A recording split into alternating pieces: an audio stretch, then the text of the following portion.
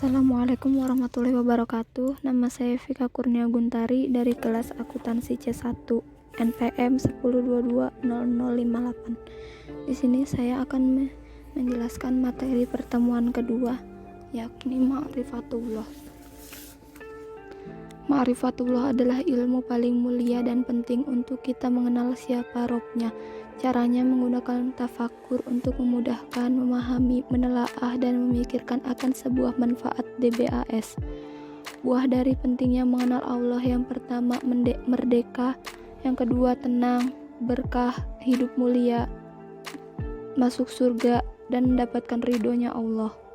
Penghalang dalam mengenal Allah yakni al-kobru, sombong, az-zulimu, zalim, al-kadzibu, dusta, al-fusuku, fasik, al-kufru, ingkar, al-fasadu, fasad, al-ghaflah, lengah, kasratul ma'ash, banyak berbuat dosa.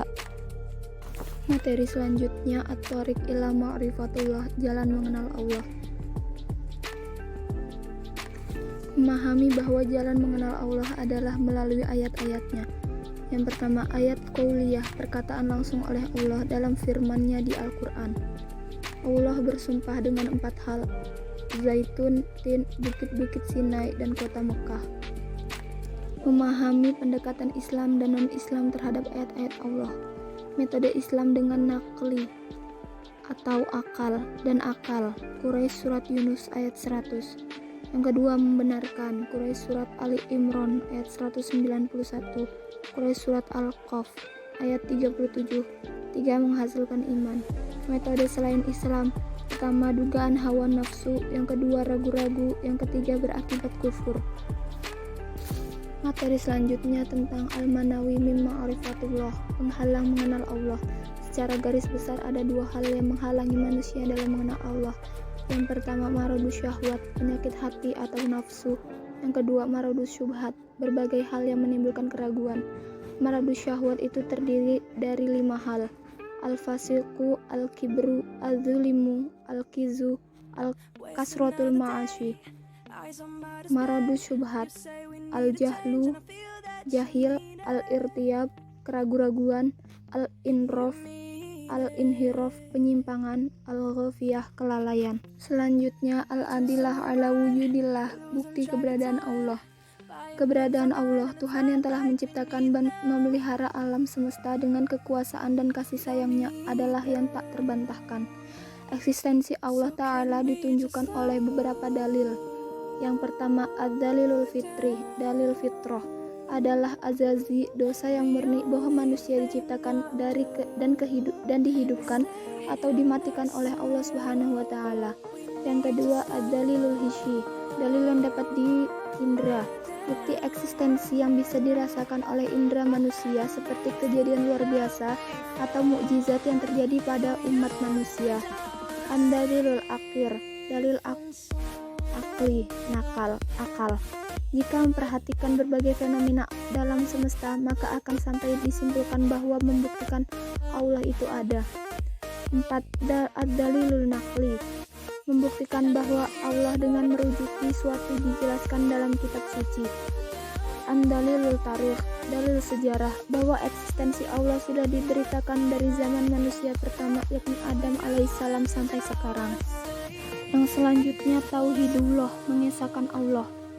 Pengertian tauhidullah secara bahasa Arab merupakan bentuk masdar dari fi'il wahada yuwahidu dengan huruf ha ditasydid, yang artinya menjadikan satu saja. Secara istilah syar'i, makna tauhid adalah menjadikan Allah sebagai satu-satunya sesembahan yang besar dengan segala kekhususannya.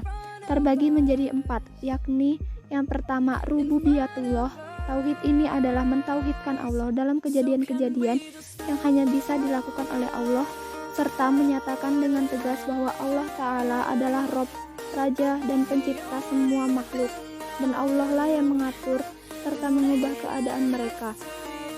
Yang kedua, khaliqan, keesaan Allah sebagai pencipta.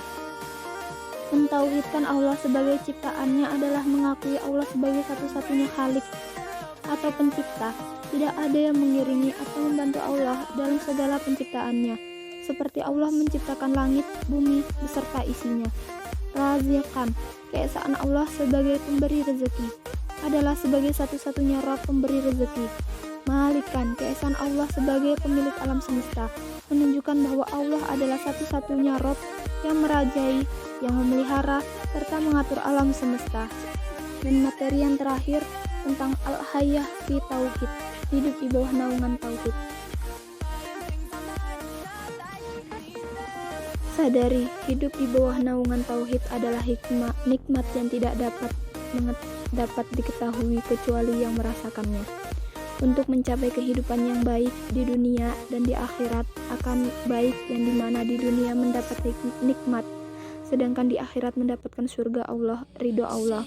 Quraisy Surat An-Nahl ayat 97. Mentauhidkan Allah meliputi Zat yang maha sempurna, asma, nama-namanya, sifat-sifatnya, af'al atau perbuatan. Macam-macam tauhid secara bahasa Arab bentuk masdar dari fi'il yang artinya menjadikan sesuatu satu saja. Asma wa sifat, meyakini bahwa hanya Allah yang memiliki nama-nama dan sifat yang sempurna. Rububiyah, mengesahkan Allah dalam hal menciptakan, kepemilikan, penciptaan, kepemilikan, dan kepengurusan. Mukiyah, mengesahkan Allah sebagai satu-satunya pemimpin atau pelindung. Uluhiyah, mengesahkan Allah dalam bentuk ibadah. Apa hidup manusia itu? Hidup manusia bergantung pada apa yang menjadi naungannya. Jika naungannya komunis, liberalis, kapitalis, kelak di akhirat tidak ada apapun, bahkan di dunia pun tidak membuat hati bahagia. Demikian penjelasan dari saya. Jika ada kesalahan, saya mohon maaf. Saya akhiri, wassalamualaikum warahmatullahi wabarakatuh.